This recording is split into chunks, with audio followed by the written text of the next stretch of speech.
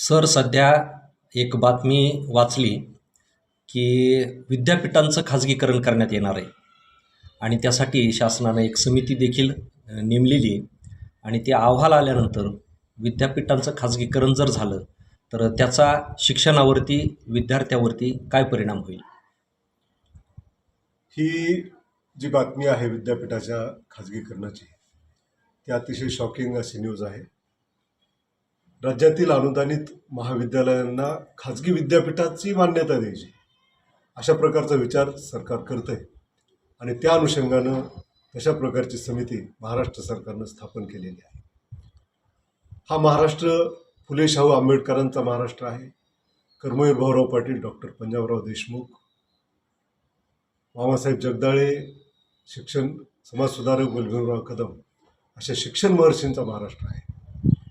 या महापुरुषांनी आणि त्यांच्या पावलावर पाऊल टाकून चालणाऱ्या शिक्षण महर्षींनी शिक्षणाची गंगा वाड्या वस्त्यावर तांड्यापर्यंत पोहोचवण्यासाठी शर्तीचे प्रयत्न केले, आटोकाट प्रयत्न केले. आणि म्हणून हजारो वर्ष शिक्षणापासून वंचित असलेला बहुजन समाज, शेतकरी, दलित, पददलितातील त्याची मुलं शिक्षणाच्या प्रवाहात आली.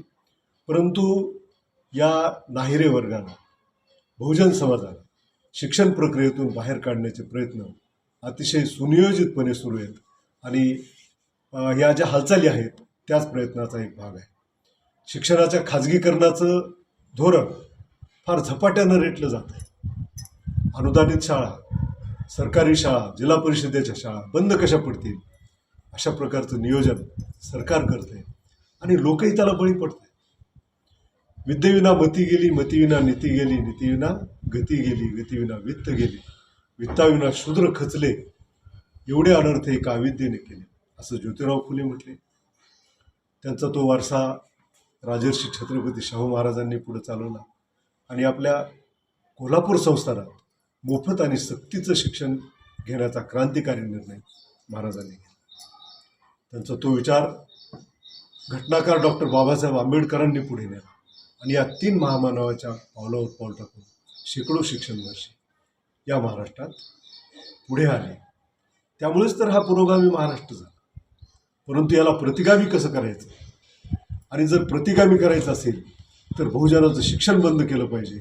यातूनच सार्वजनिक शिक्षण व्यवस्था उद्ध्वस्त करायची, खाजगी शाळांना प्रोत्साहन द्यायचं, सार्वजनिक शाळेत भौतिक सुविधा द्यायच्या नाहीत, शिक्षक भरायचे नाहीत, आहेत त्या शिक्षकांना 1760 अशैक्षणिक कामं लावायची आणि त्यांना शिकवायला मूळ जे त्याचं काम आहे शिकवणं, त्याला वेळच मिळू द्यायचा नाही. आणि पुन्हा जिल्हा परिषदेचे शिक्षक, खाजगी अनुदानित शाळेतील शिक्षक शिकवत नाहीत अशा बोंबा मारायच्या, अशा प्रकारचं धोरण सरकारचं आहे.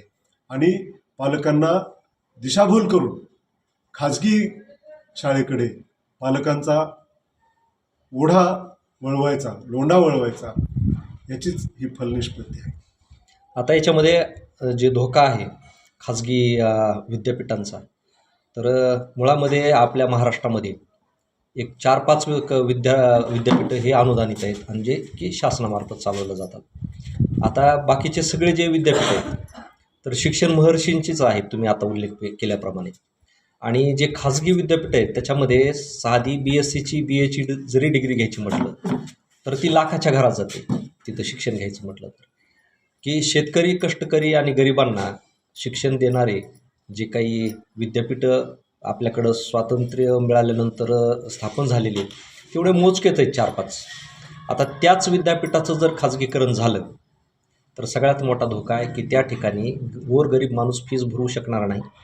आणि दुसरी गोष्ट, त्यांचं अनुदान बंद केलं तर साहजिकच आहे की ते फी वाढ करणार आणि विद्यार्थ्यांच्या फीसवरती चालवणार, म्हणजे हे व्यावसायिकरण झालं, बरोबर.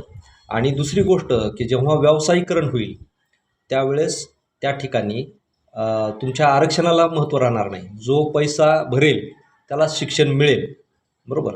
हा सगळ्यात मोठा धोका आहे. याच्यासाठी लोकांकडून किंवा पालकाकडून तुमची काय अपेक्षा आहे? या देशामध्ये हजारो वर्ष चातुर्वर्ण्य व्यवस्था होती आणि चातुर्वर्ण्य व्यवस्थेमध्ये फक्त ब्राह्मण आणि श्रीमंत वर्ग जो होता त्याला शिक्षणाचे अधिकार होते. आता या व्यवस्थेमध्ये द्विवर्ण शिक्षण व्यवस्था येऊ पाहते. म्हणजे शिक्षण हे फक्त पैसेवाल्याची मक्तेदारी होईल आणि त्यासाठी सार्वजनिक शिक्षण व्यवस्था मोडून काढणं यासाठीचे आटोकाट प्रयत्न हे सरकार करत आहे. आणि विद्यापीठाचं खाजगीकरण जर केलं आणि विद्यापीठाअंतर्गत चालणारे जे अनुदानित महाविद्यालय आहेत हे जरी शिक्षण महर्षीचे असले तरी ते अनुदानित आहेत. त्यामध्ये विद्यार्थ्यांना फी माफीच्या सवलती आहे, त्यामध्ये प्राध्यापकांना सेवेला संरक्षण आहे आणि नियमित पगार आहे. परंतु त्या महाविद्यालयाचं खाजगी विद्यापीठामध्ये रूपांतर करायचं म्हणजे त्यांचं अनुदान काढून घ्यायचं, म्हणजे प्राध्यापकांना पगार मिळणार नाही, विद्यार्थ्यांना सवलती मिळणार नाहीत, म्हणजेच नाहिरे वर्ग गोरगरिबांना शिक्षणाची दारं बंद करायची आहेत. आणि पुन्हा एकदा मनुवाद आडमार्गाने येतोय. बहुजन समाजानं हे समजून घेण्याची गरज आहे. नाहीतर हजारो वर्ष असलेल्या मागच्या अज्ञानाच्या पारतंत्र्यात हा बहुजन समाज ढकलला जाण्याची शक्यता आहे आणि त्यासाठी लोकांनी जागं झालं पाहिजे. नुसतं फुलेशाहू आंबेडकरांच्या जयंत्या साजऱ्या करून चालणार नाही, तर त्यांचे विचार डोक्यात घेतले पाहिजेत. या लोकांनी शिक्षणाच्या प्रसारासाठी अहोरात्र प्रयत्न केले आणि त्यांचं नाव घेऊन जर कोणी शिक्षण बंद करत असतील तर ते शिवद्रोही आहेत, ते फुलेद्रोही आहेत, ते आंबेडकरद्रोही आहेत आणि ते एकंदरच बहुजन समाजद्रोही आहेत. याचा विचार आपण करून जर जागरूकता निर्माण केली नाही, रस्त्यावर येऊन आपण आपलं शिक्षण वाचवलं नाही, तर आपल्या पुढच्या पिढ्या शिक्षणापासून वंचित होतील. धन्यवाद सर.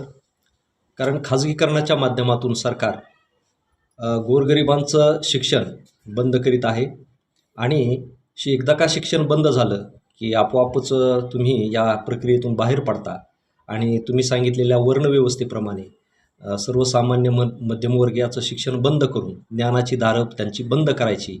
याच्यामधून खरोखर पालकांनी, शिक्षकांनी आणि सर्व वर्गांनी पुढे येऊन सरकारचा निषेध केला पाहिजे, त्याला विरोध केला पाहिजे, ही अपेक्षा आहे. धन्यवाद. धन्यवाद.